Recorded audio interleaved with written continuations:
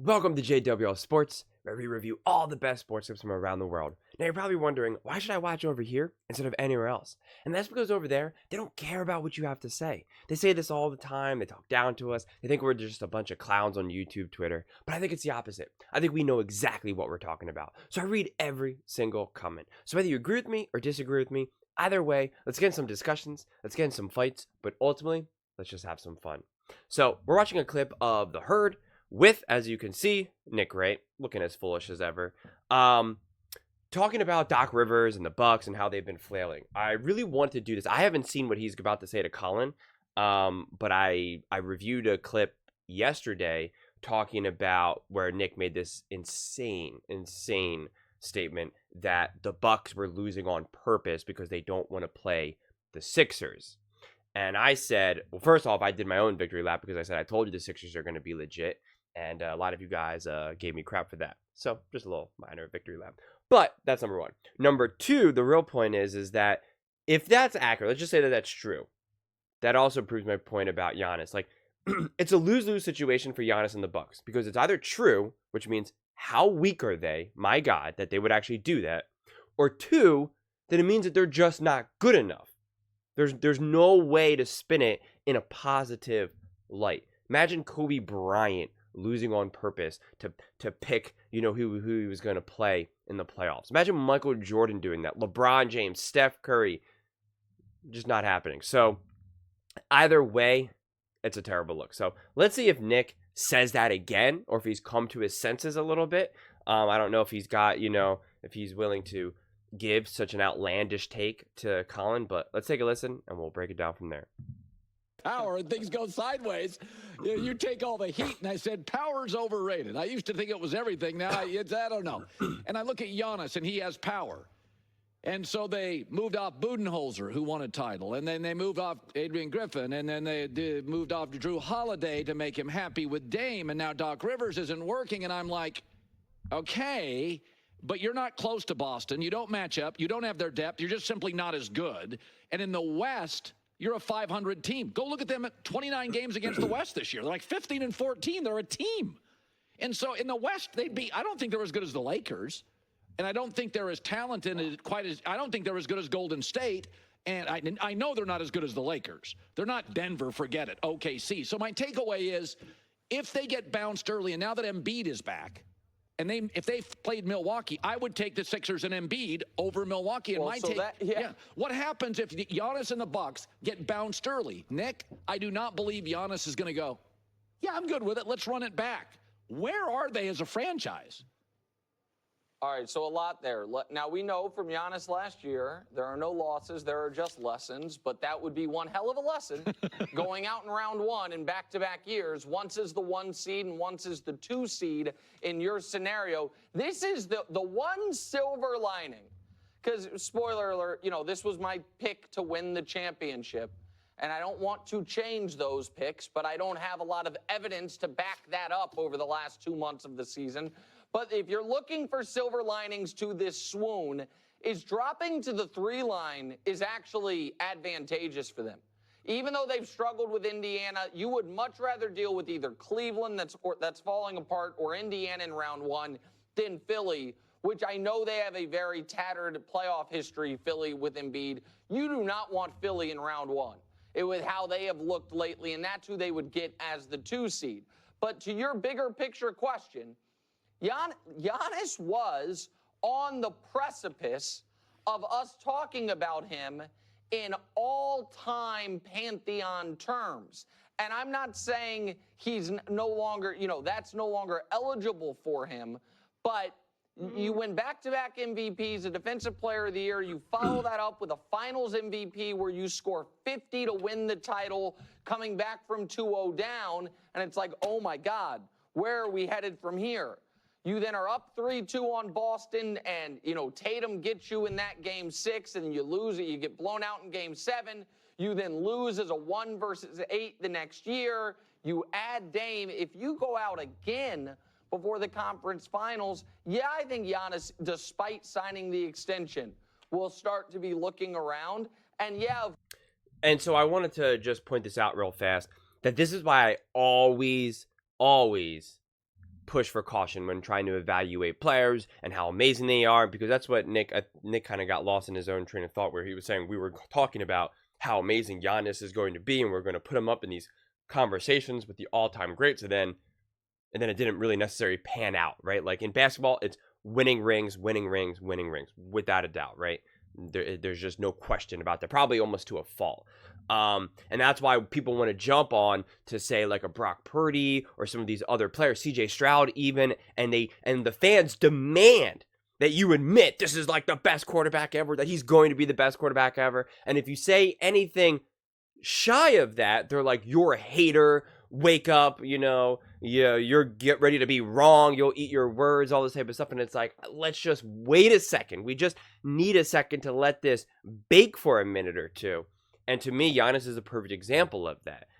We can make all these excuses for Giannis. We can, but we didn't afford those same excuses to LeBron James, to Steph Curry. Steph Curry still gets, hate because he won a couple championships with KD, even though he's won 2 without. Yet they'll be like, well, LeBron James and the Cleveland Cavaliers, they were injured, this, that, but the third. There's always excuse. They always try to pull someone else's legacy down, but they don't do that to Giannis. Like, Giannis, for whatever reason, doesn't actually get a lot of hate. And maybe because he has a more withdrawn personality, maybe because he is not, a cold-blooded American. Like, I really wonder what the effect there is, but he's obviously not proven to be that guy. Not in the ways that we've seen LeBron James, Steph, Kobe, Jordan, all these other greats. So when Nick's talking about that, it's like, I'm not seeing it. As amazing as Giannis is. Someone asked me about Giannis in the comments. Someone asked me about Giannis and Paul George, because I said Paul George has a more natural basketball talent and IQ that is way better than Giannis. But with that said, Giannis is more physically gifted, more big and powerful. And so if I had to pick between drafting one or the other, I'm picking Giannis every single time. That is the issue when you're dealing, though, with someone who is such an athletic freak, is they are so gifted athletically, but it's seemingly the other aspects of the game kind of lag behind. And you can see it play out. When you just watch the game, you can just see who truly has the skill, who has, the instincts to their core, the high level IQ. It's literally like you're watching a movie and everything's just happening in slow motion. That's different than watching these more physically imposing players like a Giannis, who again is a literal Greek freak, right? Like that is why they call him that. So it's just again, there's just different levels to all of this. But to me, the Bucks are clearly in trouble, and this is where Nick's trying to skirt the question a little bit, where he's like, actually, it's a good thing that they're going down, and it's like, it's not. You play who's in front of you. You play fearless. No, again, if you think that any of these great teams in the past, even if we just use the most recent past, right? If you think they ever are afraid, do you think they ever believe, okay, well, you know what? We really don't want to play the Sixers. We don't really want to play the Lakers. If we can somehow avoid them, then we can get ourselves maybe to the Western Conference Finals. That's not what championship level teams do. It is put whoever you want in front of us and we will beat them. LeBron James is not playing scared. And I call out LeBron James all the time, but he's not playing scared. He has a very healthy understanding of who's better and who's worse, but he still understands we're playing in front of who we need to play. Steph Curry is not looking at these other teams and saying, I am afraid. I really don't want to play the Houston Rockets. It'd actually be better if maybe the Houston Rockets can lose in that first round, and then, then we can avoid James Harden. They're not thinking like that.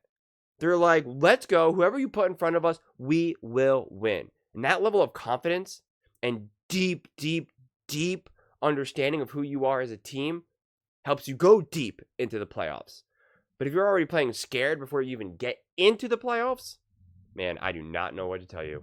Of course, a lot of that would have to fall on his broad shoulders. You individual players, you know how I feel about this.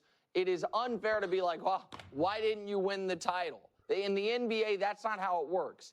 It is not unfair to say. I had to pause real fast. I'm not going to go on a whole long rant, but it's funny that he's going to afford that, where he goes, you know how I feel about that it's not just an individual player, which I wholeheartedly agree. yet he always seems to blame Josh Allen for why the Bills are not winning. Yeah, it's weird. Weird how he picks and chooses. Hey, why didn't you get out of round one in consecutive seasons? Right. That is a fair question. And if people remember, Kobe Bryant, after Shaq left, they missed the playoffs. They then blow a 3-1 lead in round one. They then lose in round one. And what happened after that? Kobe's in a parking lot, caught on candid camera, talking bad about Andrew Bynum, goes on Stephen A's radio show and asks for a trade. They salvage it by bringing in Powell, and then obviously they go on a run. But all-time great players that feel like I should be winning more than I am, they very often then start looking around, even if we feel like they are locked into that team for life.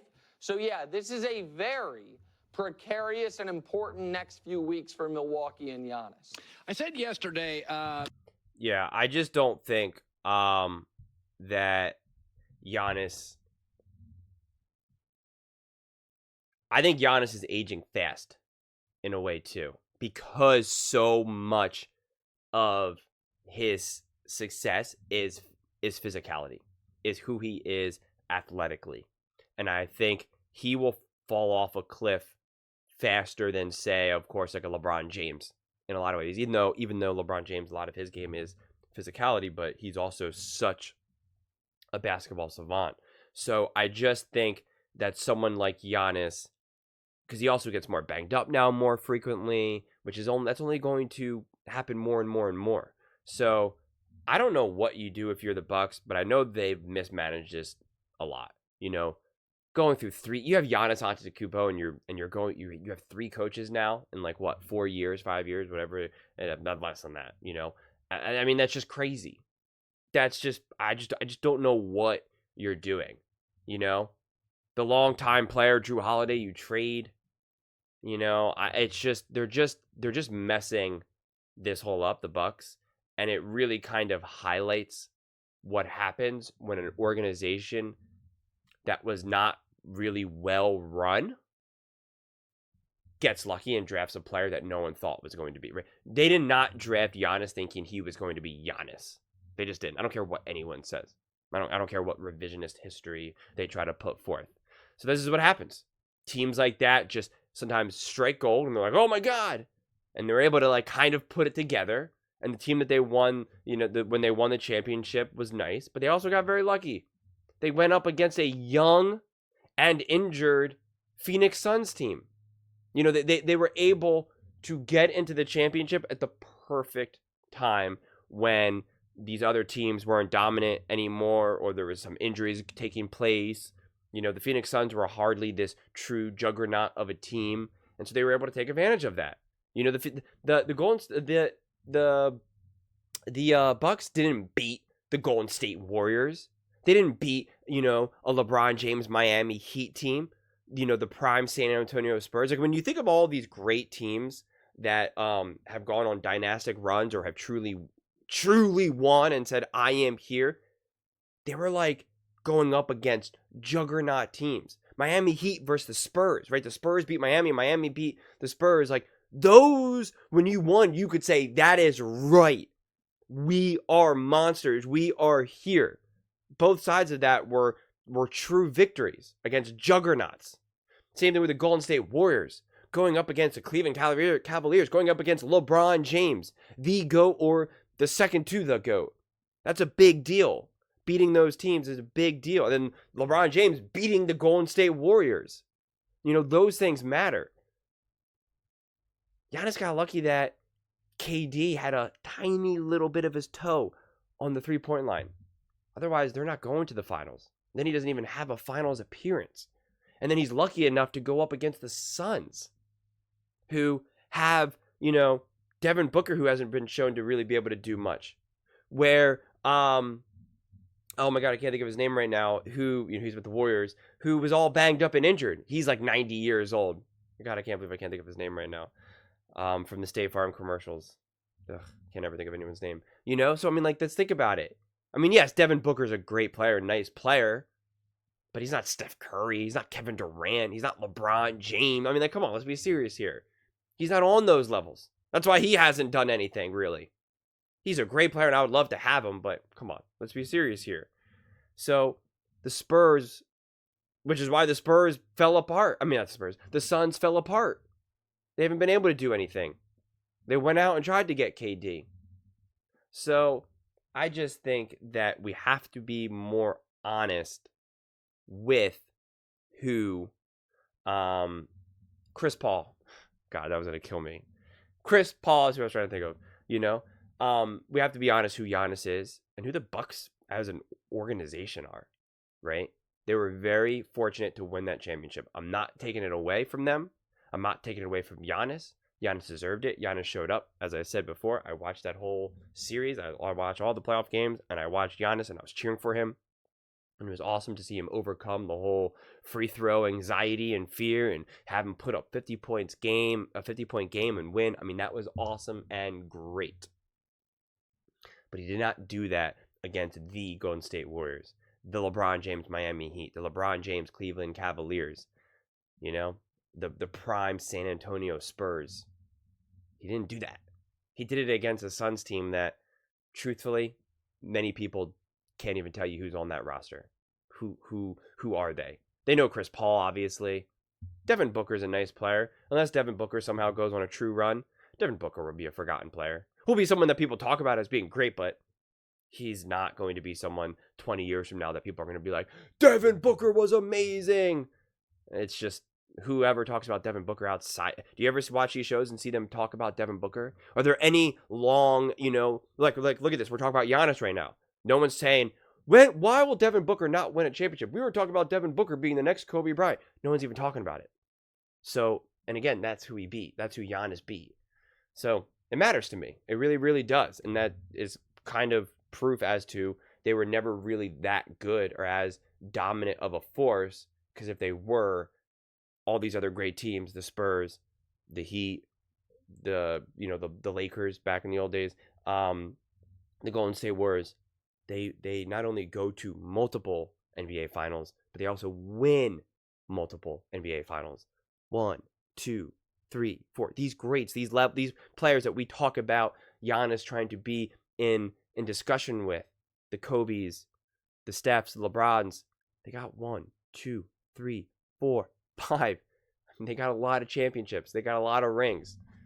Giannis has 1. But those are just my thoughts. I would absolutely love to hear yours. Please let me know in the comments below. What do you think is going on with Giannis and the Bucks? And can they turn it around before the playoffs? And please don't forget to subscribe. We are building an amazing community here, and I would absolutely love to see you part of it. I want to build something that we all genuinely feel connected to. Something that we're really excited to be part of, and I think we're well on our way to doing it. Thank you so much, and see you next time.